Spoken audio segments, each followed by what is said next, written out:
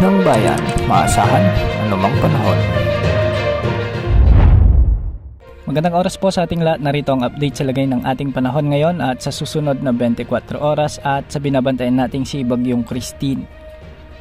Napanatili ni Bagyong Christine ang kanyang lakas habang patuloy na kumikilos ng pakanluran. Huling namataan ang mata ng bagyo sa layong 780 kilometers silangan ng Katarman, Northern Samar. Taglay ang lakas ng hangin na umaabot sa 55 kilometers per hour malapit sa gitna at pagbugso namang umaabot sa 70 kilometers per hour. Kumikilos ito ngayon ng medyo mabagal sa bilis na 15 kilometers per hour. Dahil nga kay Bagyong Christine, nakakaapekto na ito o nakakaapekto ng mga kaulapan nito na siyang nagdudulot ng mga pag-ulan at may mga pagbugso ng hangin sa bahagi ng Bicol Region, Eastern Visayas kasama na ang Quezon Province.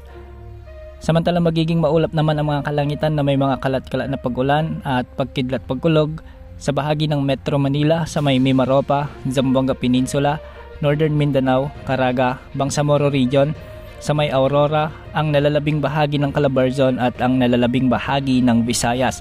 Dulot naman ito ng trough o extension ng mga kaulapan ni Tropical Depression Christine. Samantala sa nalalabing bahagi naman ng ating bansa ay asahan naman ang bahagyang maulap na kalangitan na may mga isolated rain showers and thunderstorms. Dulot pa rin ito ng trough ni Tropical Depression Christine. Sa ngayon nga nakataas na ang Tropical Cyclone Wind Signal number 1 sa southeastern portion ng Isabela, sa may Aurora, ang northern at eastern portions ng Quezon Province, kasama na ang Polillo Islands sa may Camarines Norte, Camarines Sur, Catanduanes, Albay, Sorsogon at Masbate kasama na ang Ticao Island at Borias Island. Signal number 1 din ang nakataas sa Eastern Samar, Northern Samar, sa may Samar, Leyte, Biliran at Southern Leyte. Samantalang sa Mindanao, nakataas din ang signal number 1 sa may Dinagat Islands at Surigao del Norte, kasama na ang Siargao, Bukas Grande Group of Islands. Base sa inilabas na forecast track ng Pag-asa, bukas ay patuloy na kikilos ng west-southwest si Bagyong Christine at posibleng kumilos ng west-northwestward sa mga susunod na araw.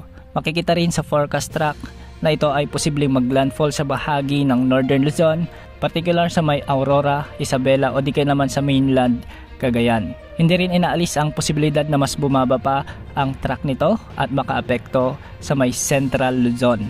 Ayon sa Pag-asa, posibleng lumakas pa si Bagyong Christine sa tropical storm category sa susunod na 12 oras.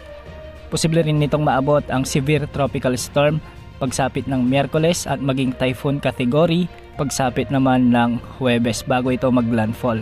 Dahil nga nasa karagatan pa rin ito ng Philippine Sea, ang rapid intensification ay hindi inaalis kaya posible pa na mas magiging malakas si Bagyong Christine. Hindi rin inaalis ang posibilidad na ito ay lumakas bilang super typhoon. Sa mga susunod na oras ay asahan na rin ang mga pag-ulan sa marami pang lugar sa bansa dulot ng epekto ni Bagyong Christine. Kaya sa mga kababayan natin, maging alerto at maganda po tayo dahil malawak ang kaulapang sakop ng bagyong ito. Yan ang update sa lagay ng ating panahon. Ito pong weather update ng bayan, maasahan anumang panahon.